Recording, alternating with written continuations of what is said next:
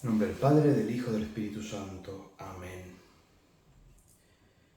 Te pedimos, Señor, que te hagas presente en este momento. Invocamos tu presencia. Ven, Espíritu Santo. Ilumina todo lo que debamos decir, escuchar, proclamar. Que nuestras palabras sean tus palabras, que nuestros gestos sean tus gestos. Que podamos sentir, experimentar tu presencia y que esta experiencia nos comprometa a salir de nosotros mismos. Gloria al Padre, y al Hijo, y al Espíritu Santo, como era en el principio, ahora y siempre, por los siglos de los siglos. Amén. Este segundo momento que sugerís se llama un recorrido difícil, todo lo que significa la migración, ¿no? Pero también el socorro, la protección de Dios. Un poco como telón de fondo, el libro de Génesis nos puede proponer justamente cómo es esta presencia del Señor, la asistencia, el auxilio, ¿no? También en lo que significa el proceso migratorio, ¿no? Como parte también integrante de nuestra vida creyente, ¿no? Del libro de Génesis, capítulo 21. Se levantó pues Abraham de mañana, tomó pan y un odre de agua, y se lo dio a Agar. Le puso al hombro el niño y la despidió. Ella se fue y anduvo por el desierto de Beerseba. Como llegase a faltar el agua del odre, echó al niño bajo una mata, y ella misma fue a sentarse enfrente, a distancia como de un tiro de arco, pues decía: no quiero ver morir al niño. Sentada pues enfrente, se puso a llorar a gritos. Oyó Dios la voz del chico, y el ángel de Dios llamó a Agar desde los cielos y le dijo: ¿qué te pasa, Agar? No temas, porque Dios ha oído la voz del chico en donde está. Arriba, levanta al chico y tenle de la mano, porque he de convertirle en una gran nación. Entonces abrió Dios los ojos de ella y vio un poco de agua. Fue, llenó el odre de agua y dio de beber al chico. Dios asistió al chico, que se hizo mayor y vivía en el desierto, y llegó a ser gran arquero. Vivía en el desierto de Parán, y su madre tomó para él una mujer del país de Egipto. ¿Cuántos milagros? Seguramente nosotros hemos sido testigos, ¿no? De cuántas proezas, de cuántas maravillas en lo cotidiano. Estamos tan acostumbrados a hablar de milagros como una señal extraordinaria, cuando en realidad lo más extraordinario es que el Señor irrumpe nuestra vida, nuestra historia. Y lo hace como brisa suave, lo hace de manera sencilla, lo hace con presencia de ángeles que al paso de nuestra vida pues van irrumpiendo, ¿no? Conforme iba leyendo, iba proclamando pues del libro del Génesis, saltaban a mi pensamiento muchísimos episodios de los cuales yo he sido testigo. Tanto en mi vida personal, por supuesto, pero también acompañando a las personas migrantes, ¿no? Acompañando las vicisitudes, acompañando pues estos procesos de duelo que toca vivir y de reconstrucción, de replanteamientos, de reinvención. Esa palabra que está de moda, ¿no? La reinvención. Pues tantos milagros cotidianos de los que he podido ser testigo, y seguro que vosotras también, ¿no?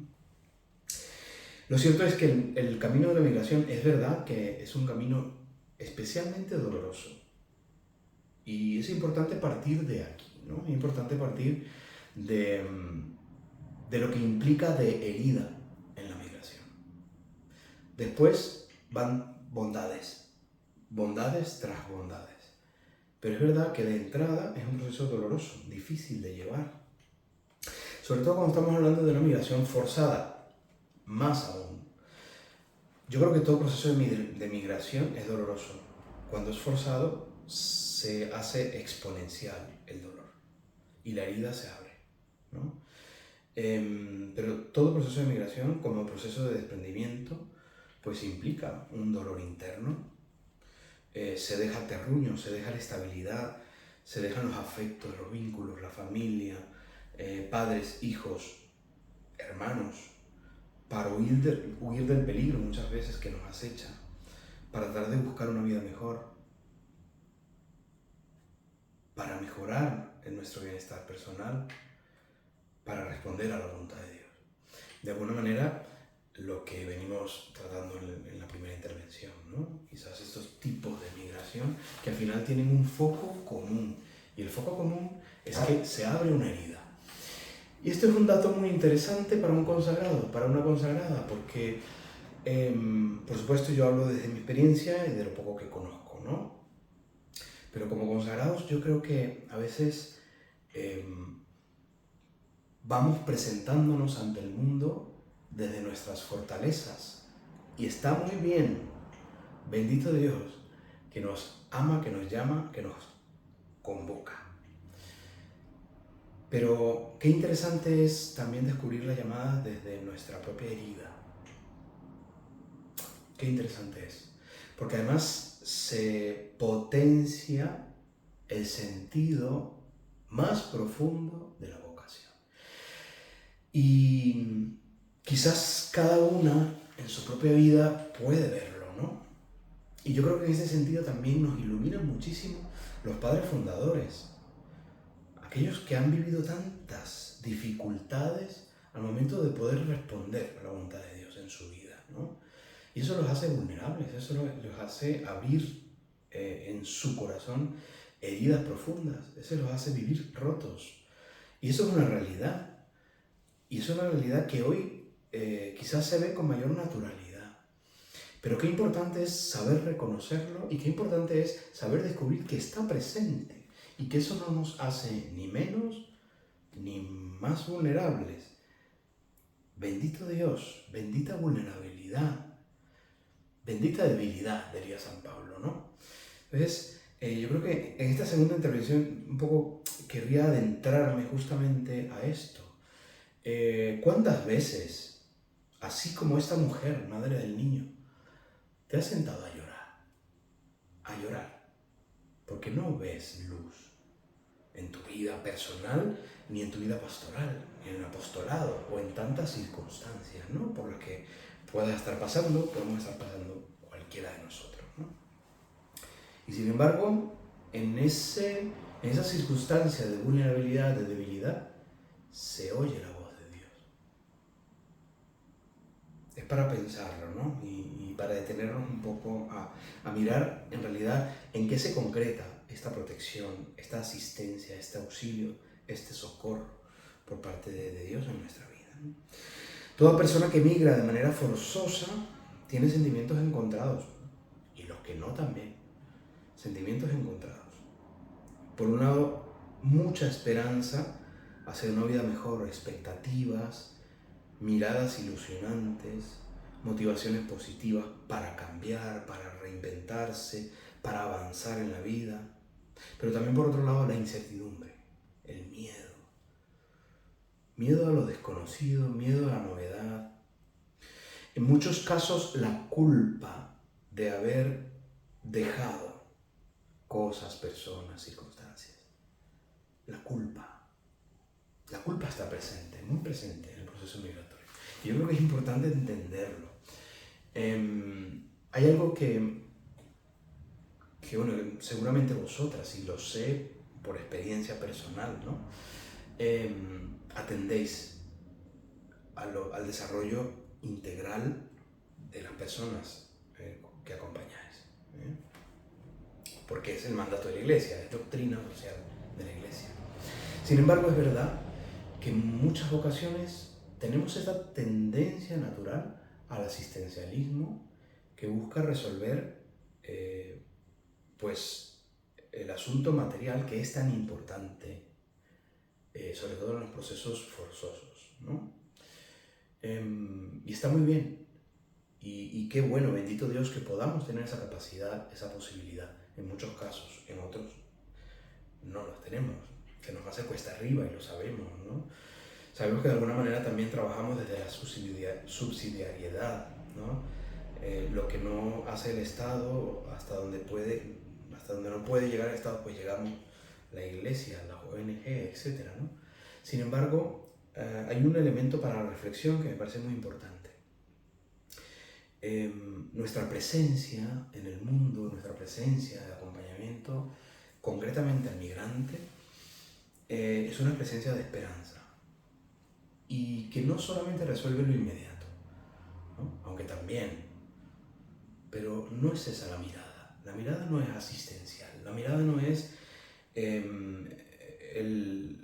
resolver los asuntos materiales y quedarnos ahí, ¿no?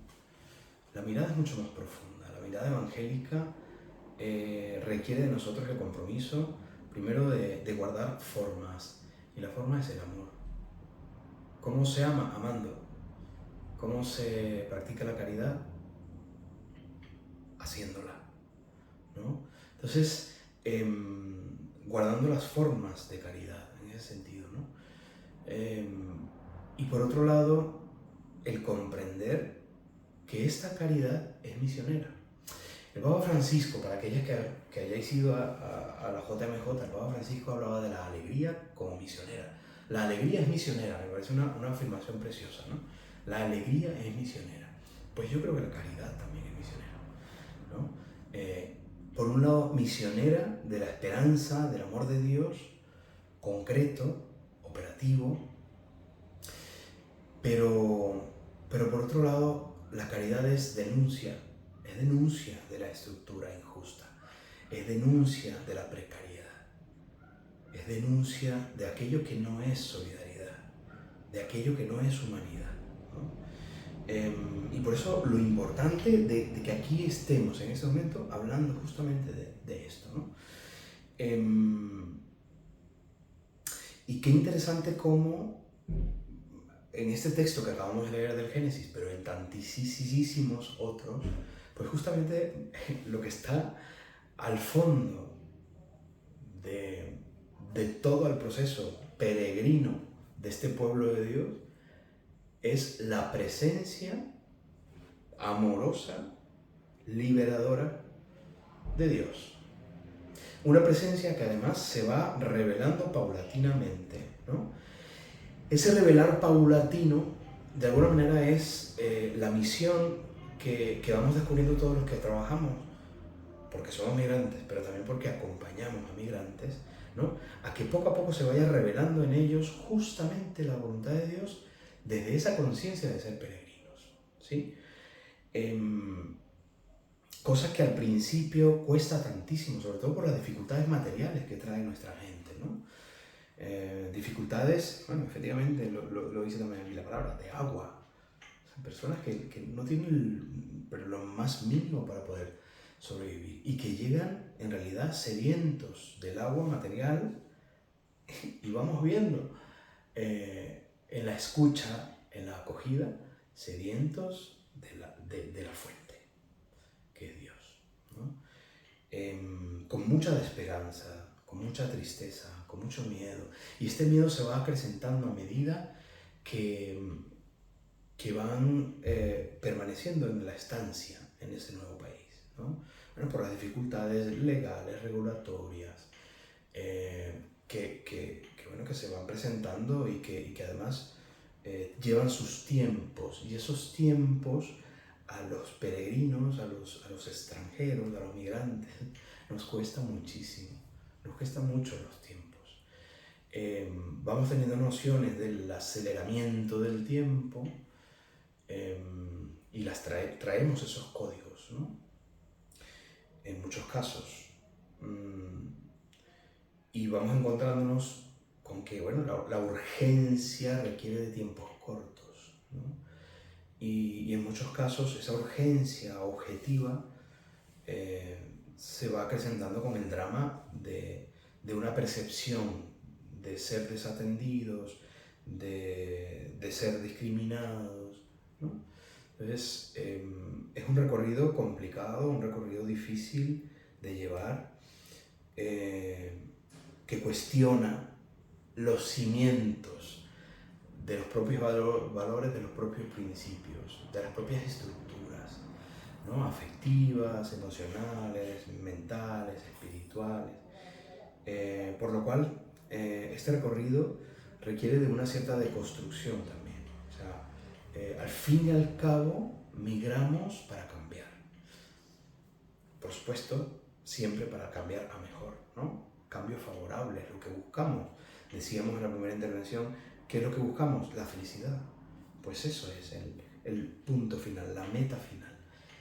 Si queremos, por supuesto, desde una mirada creyente, pues, ¿qué buscamos? La patria nueva, la Jerusalén del cielo. Buscamos el cielo, buscamos el cielo. Pero el cielo se anticipa también y tenemos ese compromiso, ¿no? de hacer que nuestra tierra se convierta en cielo. Y esto es un compromiso difícil, apasionante. Difícil y apasionante. Ya hemos dicho que a lo largo de toda la Sagrada Escritura pues se va viendo todo el camino migratorio del pueblo de Dios, pero no solamente eso, a lo que vamos justamente ahora es la presencia de un Dios escondido que se va revelando, ¿no? Traigo a la memoria ahora el encuentro de Moisés con Yahvé, ¿no? Donde recibe justamente la misión entre las zarzas. Quítate las sandalias, porque esta tierra que pisas es tierra sagrada. Ese es el marco desde el cual ocurre este encuentro, ¿no? Y vamos descubriendo poco a poco que cada diálogo, que cada escucha, que cada acogida, de alguna manera es tierra sagrada y marco para el encuentro con Dios. Un elemento que en muchas ocasiones tampoco tenemos conciencia, ¿no? Hacemos conciencia del bien que podemos hacer sin llegar a profundizar que justamente quien tenemos enfrente es Cristo sufriente. Desde mi experiencia puedo contaros cómo el Señor va usando también ángeles, como lo hizo con el niño, ¿no? Y justamente como lo hizo con el agua. Y quiero evocar aquí a la Madre Teresa de Calcuta. Algunas de vosotras yo he comentado algo de esto, ¿no? Cómo la Madre Teresa de Calcuta ha intervenido en esta experiencia de acompañamiento de nuestras personas migrantes y refugiadas, ¿no? Vamos descubriendo que esta parroquia se va convirtiendo en un pozo de sicar, se va convirtiendo en un lugar de encuentro. Y cómo los voluntarios vamos entendiendo nuestro propio camino de fe, cómo estamos llamados a ser pozos, ¿no? A ser lugar para que el migrante se encuentre con Cristo, ¿no? Y por otro lado, cómo nosotros en esa experiencia de diálogo y acogida y acompañamiento y escucha vamos experimentando la presencia de un Cristo que sigue diciendo: tengo sed. La fuente tiene sed. Entonces, es verdad que es un camino doloroso, difícil, pero que lleva también este indicador seguro de un kairos, de un momento propicio para el encuentro con Dios, ¿no? Seguramente vosotras trabajáis con personas migrantes, o si no, con personas que están en dificultad. Sabemos que vosotras sois maestras en esto, ¿no? En lo que significa tocar las llagas de Cristo sufriente entre los pobres, ¿no? Dicho seguramente en vuestro lenguaje carismático de Vicente de Paúl y de Luisa de Marillac. Pero al final es lo mismo, al final se trata del Evangelio, al final se trata de acompañar la herida, al final se trata de reconocer la propia herida también en el otro, cosa que nos cuesta tanto, ¿no? A los consagrados. A veces tenemos esa tentación, y vuelvo un poco al principio, esa tentación de que de que estamos resueltos, ¿no? De que estamos resueltos. Y a veces, objetivamente, nos dan la razón. Porque sí, porque tenemos que pensar poco en qué es lo que tenemos que comer, tenemos que pensar poco en dónde vamos a vivir, tenemos que pensar poco en qué vamos a vestir, ¿no? Sin embargo, hay tantos hermanos que no tienen, como Cristo, donde reclinar la cabeza, literalmente, literalmente. Nuestra experiencia del trabajo con migrantes nació justamente de una madre con un niño. Mirad por dónde. Una madre con un niño de 4 años.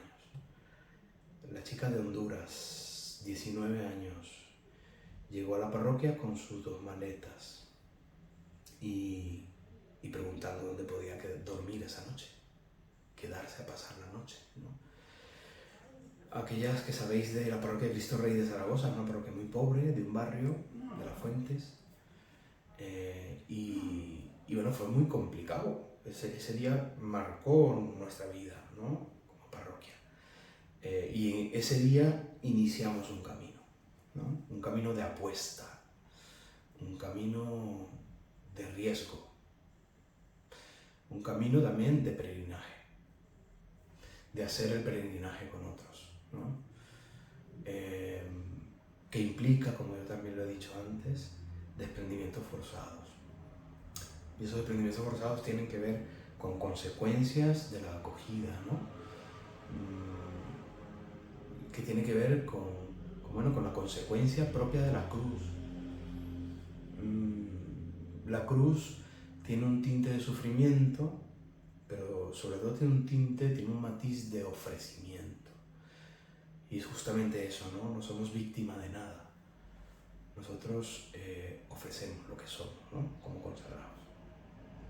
Y creo que al migrante, mientras tengamos también esa mirada dignificante hacia su persona y no mirada de victimismo, pues justamente estaremos levantando, tal y como dice el Señor: levántate, coge al niño, ¿no? En esta segunda intervención yo creo que es importante reconocer en nuestro trabajo pastoral, y esa es un poco la pista que os quiero dejar, ¿no? En tu trabajo pastoral, en tu apostolado, ¿cómo reconoces la asistencia y el auxilio del Señor en este camino que vas haciendo? ¿Te has puesto en camino con el otro o sigues siendo el proveedor de la caridad? ¿Eres proveedora de la caridad o acompañas la caridad? Hay maneras de situarnos y hay maneras de mirar la experiencia del migrante, de la persona del migrante, ¿no? ¿Lo miramos desde el asistencialismo o lo miramos desde una visión integral de la persona, ¿no? De su desarrollo humano integral? ¿Cómo descubro en el camino la presencia y el auxilio protector de Dios en mí y en nuestros hermanos con los que estamos trabajando y acompañando? Y por último, mi presencia es fuente, es decir, mi presencia remite a la fuente con mayúscula, o soy un pozo seco, ¿no? Que provee, pero que no deja.